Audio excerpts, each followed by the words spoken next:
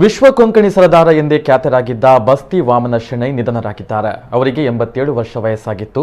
ಕೊಂಕಣಿ ಭಾಷೆ ಸಂಸ್ಕೃತಿಯ ಅಭಿವೃದ್ಧಿಗಾಗಿ ಅವಿರತ ಶ್ರಮಿಸಿ ಮಂಗಳೂರಿನ ಶಕ್ತಿನಗರದಲ್ಲಿ ವಿಶ್ವ ಕೊಂಕಣಿ ಕೇಂದ್ರವನ್ನು ಸ್ಥಾಪಿಸಲು ಶ್ರಮಿಸಿದ್ದ ಬಂಟ್ವಾಳ ಮೂಲದ ಬಸ್ತಿ ವಾಮನ ಶೆಣೈ ಕೆಲ ಕಾಲ ಅನಾರೋಗ್ಯದ ಬಳಿಕ ಇಂದು ಬೆಳಗ್ಗೆ ಕೊನೆಯುಸಿರೆಳೆದಿದ್ದಾರೆ.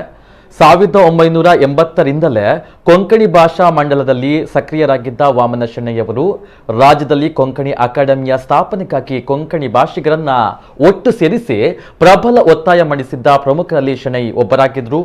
1993ರಲ್ಲಿ ಕರ್ನಾಟಕ ಕೊಂಕಣಿ ಭಾಷಾ ಮಂಡಲದ ಅಧ್ಯಕ್ಷರಾಗಿದ್ದ ಅವಧಿಯಲ್ಲಿ ವಾಮನ ಶೆಣೈಯವರ ಪ್ರಯತ್ನದ ಫಲವಾಗಿ 1994ರಲ್ಲಿ ಕರ್ನಾಟಕ ಕೊಂಕಣಿ ಸಾಹಿತ್ಯ ಅಕಾಡೆಮಿ ಅಸ್ತಿತ್ವಕ್ಕೆ ಬಂದಿತ್ತು.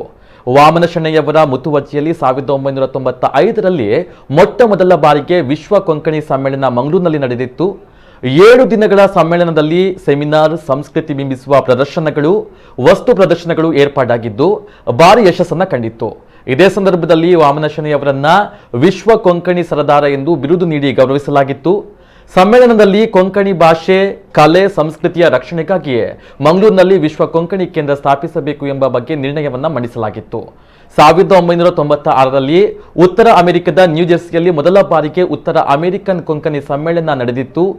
ಮಾರ್ಗರೆಟ್ ಆಳ್ವಾ, ಕೆ ಪೈಯವರನ್ನ ಒಗ್ಗೂಡಿಸಿಕೊಂಡು ಅಮೆರಿಕದಲ್ಲಿ ಸಮ್ಮೇಳನ ನಡೆಸಿ ವಿಶ್ವ ಮಟ್ಟದಲ್ಲಿ ಕೊಂಕಣಿ ಭಾಷಿಕರು ಸದ್ದು ಮಾಡಿದ್ರು. 1997ರಲ್ಲಿ ಕರ್ನಾಟಕ ಕೊಂಕಣಿ ಸಾಹಿತ್ಯ ಅಕಾಡೆಮಿಯ ಅಧ್ಯಕ್ಷರಾಗಿ ಬಸ್ತಿ ವಾಮನ ಶೆಣೈ ಕೊಂಕಣಿ ಭಾಷೆಯ ಅಭಿವೃದ್ಧಿಯ ನಿಟ್ಟಿನಲ್ಲಿ ಅಪಾರ ಶ್ರಮವನ್ನ ಹಾಕಿದ್ರು.